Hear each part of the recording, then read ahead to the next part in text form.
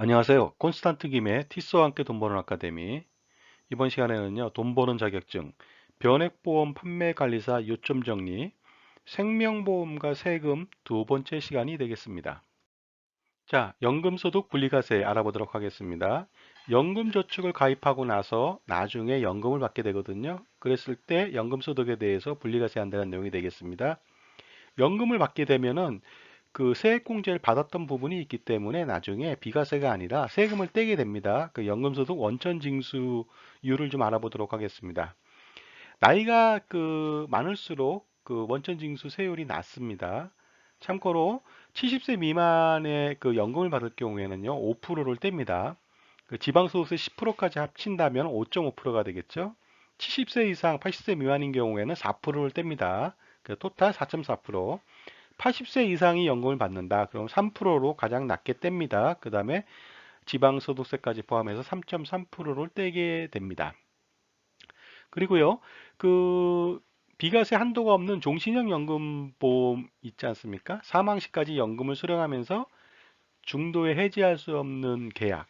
그래서 월 150만 원까지 비과세가 아니라 계약자 피보험자 수익자가 동일하다면은 그 월 1억 원을 납부해도 그 비과세 혜택을 주는 종신형 연금을 가입해서 연금을 받는 경우에는요, 4%를 뗍니다. 그래서 지방소득세 포함해서 4.4%를 떼게 되겠습니다. 그 다음에요, 퇴직연금을 받을 경우도 있겠죠. 퇴직소득을 연금으로 받을 경우에 퇴직연금을 받게 되거든요. 그럴 경우에는요, 일시금으로 받는 것 대비해서 그 연금으로 받았을 때는 원천 징수율이 일시금 대비 70% 정도로 싸게 뗍니다. 그래서 일시금 대비 30% 정도 세금을 경감시켜 줘서 퇴직연금을 그 연금으로 받을 수 있도록 그런 유도하고 있다고 보시면 되겠습니다. 그리고요, 그 사적연금을 받을 경우 연금저축하고 퇴직연금이거든요. 그 합계액이 연간 1200만 원 이하인 경우에는 분리과세로 과세를 종결할 수가 있습니다. 근데 분리과세를 선택할 수 있다는 거니까요. 분리과세로 세금을 먼저 뗀 다음에 나중에 자기가 다른 소득이 없다 그러면은 익년도 5월 달에 종합소득세 신고할 때 자신이 분리과세로 세금 냈던 것을 환급받을 수도 있다. 따라서 분리과세도 할 수 있고 필요하면은 종합과세도 자기가 선택할 수 있다 하고 보시면 되겠습니다. 참고로요, 그 사적연금은 그런데요. 1200만 원을 넘긴다면 당연히 그거는 세금 종합소득세 신고를 해야 되겠죠, 나중에. 근데 공적연금 중에서 무슨 뭐 그 국민연금을 예를 들어 드릴게요. 국민연금은 어떻게 떼느냐? 그것은요. 국민연금은 마치 근로소득자가 월급 받을 때 간이세액표에 의해서 세금을 떼고 주지 않습니까? 그거랑 동일하게 연금을 지급할 때 간이세액표에 따라서 그 연금 그 세액을 뗍니다. 떼고서 연말이 지나면은 그 연말 정산을 통해서 세금을 환급하거나 추가로 더 그 추징한다고 보시면 되겠습니다. 따라서 공적연금, 국민연금 같은 경우에는 근로소득처럼 연말정산으로 마무리 짓는다고 보시면 되겠습니다. 자, 연금저축이라고 하는 것은요, 조건이 맞아야지 가능하겠죠. 연금저축은 조건이 55세 이후에 연금을 수령한다든가, 가입일로부터 5년 지난 다음부터 연금을 수령한다든가, 그 다음에 연금 수령 금액을 뭐 얼토당토하게 많이 받으면 그것은 연금저축에 해당되지 않기 때문에요. 그 연금 수령 한도 내에서 수령할 수가 있는데요. 연금 수령 한도라고 하는 것은요. 과세 개시일 현재 연금 계좌의 평가액, 그 뭐냐면요. 연금 개시 시점에 연금 준비금입니다. 준비금이 만약에 1억이다. 그러면 그것을 11 빼기 연금 수령 연차로 나눠줍니다. 1차 연도다 그러면 11 빼기 1 하면 10이 되겠죠. 그래서 1억 원에 대해서 10으로 나누면 1000만 원이 되겠죠. 곱하기 120%. 즉 매년 1200만 원 이내로 받는다면 문제가 되지 않는다. 근데 1200만 원을 초과한다면 문제가 된다는 것이 되겠습니다. 그리고 11 빼기 연금 수령 연차를 계산해 주니까 그 11년 차부터는 연금 수령 한도가 없이 적용된다고 보시면 되겠습니다. 그 다음에 연금저축이 연금을 받지 않는다. 중간에 해지를 하거나 일시금을 받는다. 이랬을 때는요, 그 연금 수령 조건을 미충족했잖아요. 그럴 때는 기타 소득세 15%, 지방소득세 포함해서 16.5%로 해서 세금을 떼게 되겠습니다. 그리고 그 무조건 분리과세를 한다는 점도 이해하시기 바랍니다. 자, 그 다음에 그 순금융재산공제에 대해서 알아보도록 하겠는데요. 순금융재산공제는 그 연금 상품이나 기타 상품들의 그 상속공제의 하나가 되겠습니다.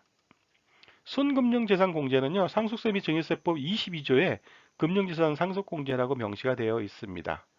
그래서 보시게 되면요, 복잡하게 막 나와 있는데요. 쉽게 말씀드리면요, 순금융재산이 그 2천만 원 이하인 경우에는 전액을 공제해 준다. 예를 들어서 1,500만 원이다. 그럼 1,500만 원 다 공제해 준다는 소리고요. 2천만 원을 초과했다. 그랬을 때 그 초과한 것의 20%, 초과한다면 20%죠. 예를 들어서 2억이다. 그럼 2억의 20%는 4천만 원이 되겠죠. 그 4천만 원하고 2천만 원 중에 큰 금액 4천만 원을 공제해 준다고 보시면 되겠고요. 그 다음에 공제 금액이 2억 원을 초과하면 다 공제해 주진 않고 2억 원만 공제해 준다. 공제 한도가 2억 원까지 되어 있다. 예를 들어서 순금융재산이 20억 원이다. 그럼 20%면 얼마죠? 4억이죠. 4억을 공제해 주지 않고 2억 원만 공제해 준다는 것이 되겠습니다. 그리고요, 순금융재산의 20% 또는 2천만 원 중 큰 금액을 공제해준다. 이 소리는요, 예를 들어 보겠습니다. 만약에 5천만 원이다, 순금융재산이. 그러면 20%는 얼마죠? 1천만 원이죠? 그런데 1천만 원을 공제해주지 않고 그때는 2천만 원까지 공제해준다 하고 보시면 되겠습니다. 보시게 되면요, 2억 원을 한도로 해서 공제를 해준다. 그 다음에 순금융재산이라고 하는 것은 금융재산에서 혹시나 금융채무가 있으면 빼주는 것을 말합니다. 금융채무라는 게 뭐죠? 예를 들어서 뭐 은행에 적금을 넣는데 적금 대출을 받는 경우도 있겠죠. 뭐 적금이 만약에 뭐 2억 원인데 적금 대출을 1억 원 받았다. 그러면 실제로는 순금융재산은 1억 원밖에 되지 않는 것입니다. 자, 공제액을 그림으로 좀 나타냈습니다. 보시게 되면요. 2천만 원까지는 전액을 공제해 준다. 전액 공제해 준다는 소리가 2천을 다 공제해 준다는 뜻이 아니고요. 만약에 1200이다 그러면 1200만 공제해 준다는 소리입니다. 2000이다 그러면 2000 공제해 주고요. 500이다 그러면 500만 공제해 줍니다. 2천만 원에서 1억 원까지는요. 20%를 공제해 주잖아요. 그러니까 그 1억 원의 20%는 2천만 원이 되겠죠. 5천만 원의 20%는 1천만 원밖에 안 되지만 최저 2천을 공제해 주니까 이 구간에서는 전액 다 2천만 원을 공제해 준다는 것이 되겠고요. 1억 원 초과 10억 원까지는 그 순금융재산의 20%를 공제해 줍니다. 5억 원이라고 할 때는 5, 20, 1억 원을 공제해 주고요. 그 다음에 10억 원을 초과했다. 그랬을 때는 비록 20%가 그 3억 원, 4억 원이 된다 하더라도 2억 원까지만 한도로 공제해 준다고 보시면 되겠습니다. 그래서 800만 원이다. 순금융 재산이. 그러면요. 전액을 공제해 줍니다. 800만 원 공제해 줍니다.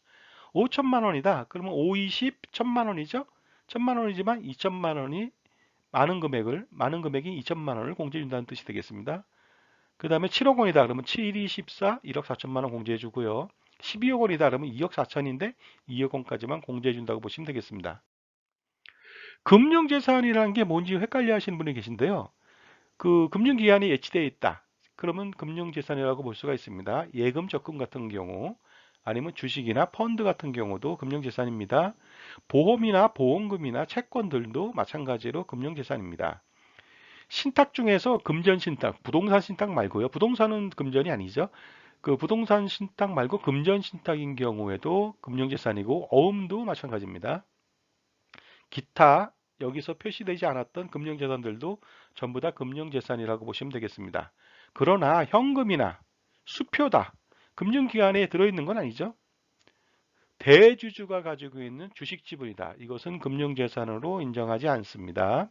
물론 소액주주가 갖고 있는 지분은 당연히 주식으로 평가해서 그 금융재산에 포함되겠죠. 자, 다음은 보험금 과세에 대해서 알아보도록 하겠습니다.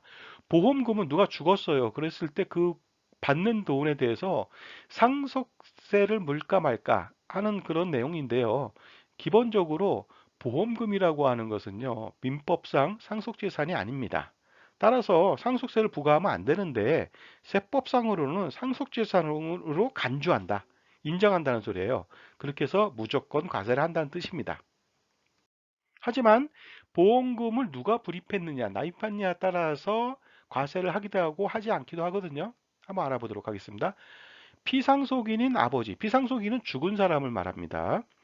피상속인인 아버지가 계약자이면서 자기가 또 피보험자예요. 자기가 자기를 위해서 보험을 가입했습니다. 그리고 돌아가셨어요.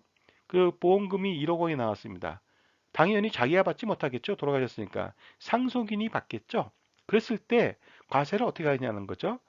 아버지가 아버지 자신을 위해서 계약을 한 거는요. 계약자와 피보험자가 동일합니다.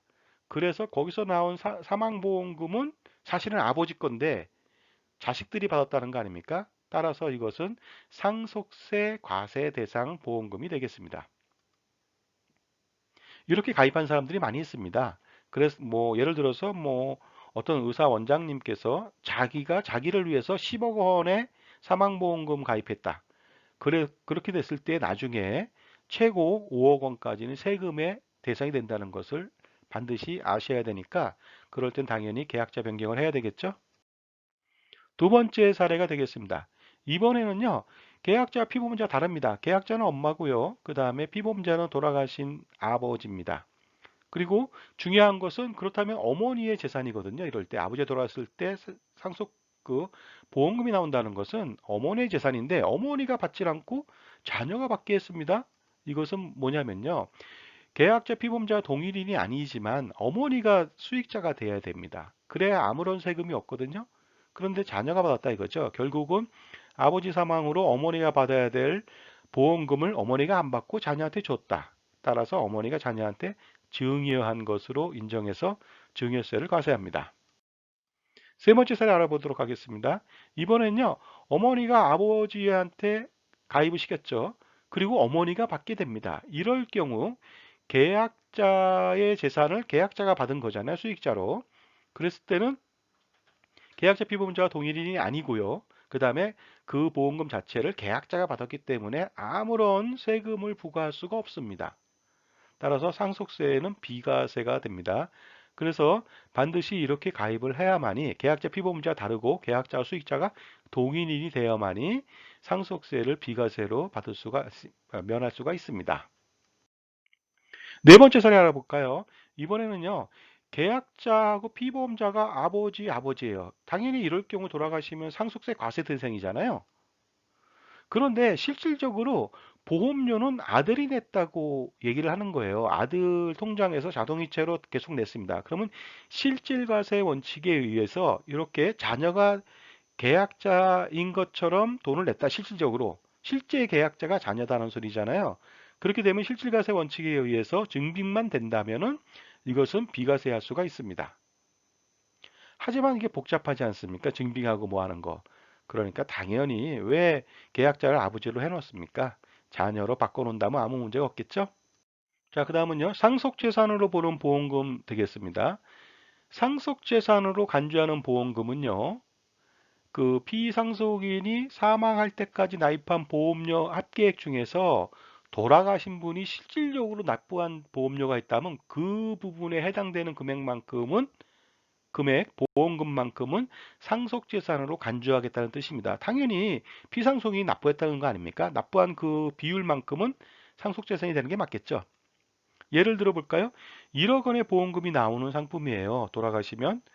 그 피상속인이 사망할 때까지 전체적으로 납부한 것은 5천만 원입니다. 근데 피상속인이 납부한 건 아니에요. 5천만 원 전체를 그 중에서 피상속인이 1천만 원만 납부했다고 가정해 볼까요? 그러면 5천만 원분의 1천만 원, 5분의 1만큼 계산해 보면 어떻죠? 그러면 1억 원의 5분의 1이면 2천만 원이 되겠죠? 따라서 피상속인이 실질적으로 납부한 1천만 원에 해당하는 보험금 2천만 원. 그것은 상속재산으로 본다. 그래서 상속세를 과세한다고 보시면 되겠습니다. 자, 다음은 상속 우선순위 좀 알아볼까요? 그 피상속인이 돌아가실 때 뭐 상속인을 지정하지 않았습니다. 누구를 지정하지 않았다는 거죠. 유언 상속 안 했다. 그랬을 때는요. 법정 상속 순위에 따라서 상속 순위에 맞춰서 상속 재산을 갖게 됩니다. 그래서 1순위부터 5순위까지 되어 있는데요. 각 순위는 중요한 것이 뭐냐면요. 1순위 상속인이 있으면 2, 3, 4, 5순위는 아무 의미가 없습니다. 1순위가 다 받게 되는 것이죠. 자, 1순위 상속 우선순위 1순위는요. 배우자하고 직계비속이다. 배우자는 누구죠? 법정 그 혼인 관계가 있는 사람이 되겠죠. 법률적으로 혼인 관계에 있는 배우자, 남편이나 아내고요. 그다음에 자식이 되겠습니다. 그리고 직계비속이 만약에 없다. 그러면요. 2순위 배우자하고 직계 존속, 돌아가신 분의 직계 존속 아버지와 어머니가 되겠죠. 같이 나누어 봤습니다. 그 다음에 배우자하고 직계 존속 다 없다. 그렇게 되면 3순위로 형제와 그 자매들이 받게 되겠습니다. 그 다음에 형제 자매도 없다. 그럴 때는요, 사촌 이내의 관계 혈족들이 나누어서 받게 되겠습니다. 그 다음에 사촌이도 없다. 그랬을 때는요, 옛날엔 육촌도 받았거든요. 근데 육촌은 잘 모르는 사람이라고 해서 사촌까지만 받고요. 나머지 그 사순위까지 없으면 오순위는요, 특별 연고자들이 받습니다. 사실혼 관계에 있는 배우자라든가 생계나 간호나 요양을 했던 사람이라면 받게 된다는 것이죠. 그런 사람들한테 상속재산을 전부 다 주는 건 아니고요. 그 법원의 판결에 의해서 일부를 주거나 아니면 전체를 줄 수가 있습니다. 자, 그 다음에 최근 친이 선순위이다. 그건 뭐 당연하겠죠. 만약에 사촌 이내의 그 반계혈족이다. 그때 삼촌이 있고 사촌이 있다. 그러면 삼촌이 먼저 받는다는 것입니다. 사촌은 그때 의미 없죠. 태아인 경우에는 상속인이 되느냐? 당연히 됩니다. 그 대신 태아는 출생한 것으로 간주해서 상속인인데 만약에 출생하지 못했다. 그러면 다시 상속인에서 뺀다는 것이 되겠습니다. 그 다음 배우자는 직계 존비속, 존속이나 비속보다 50%를 더 가산해서 받습니다. 상속지분 알아볼까요? 상속지분 알아보겠습니다. 배우자와 아들만 있는 상태에서 돌아가셨다. 그럼 배우자는 1.5입니다. 50%더 받는다고 그랬죠? 아들이다. 그럼 아들은 1.0입니다. 합치면 2.5가 되겠죠? 총 지분이 2.5예요. 그러니까 결국은 총 재산 중에 그 총 재산을 2.5로 놔두고 그다음에 배우자 지분은 2.5분의 1.5, 60%가 되겠죠. 그다음에 아들은 2.5분의 1.0, 40%가 되겠습니다. 따라서 예를 들어서 뭐 10억 원의 재산을 놓고 돌아가셨다. 그러면 배우자는 6억 원을 받을 수 있고요. 아들은 4억 원을 받을 수 있습니다. 자, 다음은 증여재산으로 보는 보험금에 대해서 알아보도록 하겠습니다. 그 계약자하고 수익자가 동일한 상태에서 자신이 돈을 다 내고서 보험금을 받아간다면 증여가 발생되지 않습니다. 당연히 계약자이면서 수익자인 본인의 돈을 본인이 받기 때문에 아무런 세금의 문제가 없는데요. 만약에 그 수익자가 자신이 다 내지 않았다. 일부만 냈다. 그러면 그 일부는 또 다른 사람이 냈을 거 아닙니까? 그랬을 때 다른 사람이 낸 부분의 만큼은 증여재산으로 보고 증여세를 과세하겠다는 뜻이 되겠습니다. 식은 이렇습니다. 증여재산가액을 어떻게 계산하느냐? 보험금. 뭐 예를 들어서 뭐 이거는 만기보험금이라고 보면 될 것 같습니다. 만기보험금을 받았다. 그럼 거기에 대해서 납입한 보험료 총액이 있는데요. 그 중에서 수익자가 내지 않은 것, 내지 않은 보험료분만큼은 증여재산을 보겠는데요. 계산 사례 알아보도록 하겠습니다. 1억 원의 보험금이 나옵니다. 그랬는데 수익자가 납부한 보험료는 3천만 원이고요. 전체 납부한 보험료는 5천만 원입니다. 그래서 수익자는 3천만 원밖에 납부 안 했죠. 그러니까 당연히 2천만 원은 다른 사람이 납부했겠죠. 그래서 그 분자는 2천만 원이 돼 가지고요. 5분의 2, 1억 원의 5분의 2, 그러니까 4천만 원은 증여재산으로 보고 증여세를 과세합니다. 자, 또 알아보겠습니다. 증여재산으로 보는 보험금. 이번에는요, 보험금 수익자가 자기 돈으로 전부 다 보험료를 내는 것이 아니라 돈이 없어서 아니면 뭐 타인으로부터 재산을 증여받아서 납입한 경우 그 타인으로부터 재산을 증여받은 것에 해당하는 부분만큼은 증여재산으로 또 보겠다는 것이 되겠습니다. 그래서 계산 한식은요, 증여재산가액은 보험금 곱하기 납입한 보험료 총 합계액분의 재산을 증여받아 납입한 보험료고요. 거기에서 재산을 증여받아 납입한 보험료를 다시 빼주면 되겠습니다. 예를 들어 보겠습니다. 보험금 1억 원이다. 그랬는데 총 납부액이 8천만 원이에요. 근데 증여받은 재산으로 납부한 보험료가 2천만 원이라고 본다면 8분의 2가 되겠죠? 그러면은 1억 원의 8분의 2니까 어떻습니까? 2,500만 원이 되겠죠? 그 다음에 재산을 증여받아 납입한 보험료가 2천만 원이니까 그걸 빼줍니다. 그러면 증여재산으로 새롭게 더 보는 그 보험금은 500만 원이 됩니다. 따라서 500만 원은 증여세를 추가적으로 납부해야 됩니다. 자, 지금까지 생명보험과 세금 두 번째 시간을 마치도록 하겠습니다. 감사합니다.